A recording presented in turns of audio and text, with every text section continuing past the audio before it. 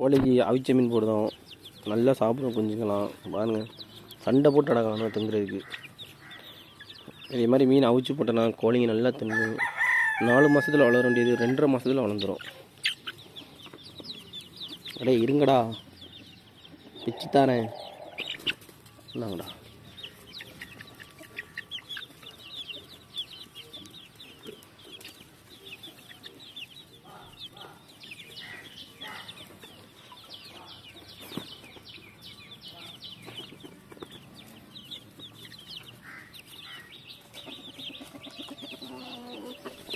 நம்ம பெரிய கோழிங்கெல்லாம் கஞ்சை குடிச்சிட்டு வயிற்று நிறச்சிட்டானு, அதனால் மீன் திங்க வர மாட்டேங்கானு.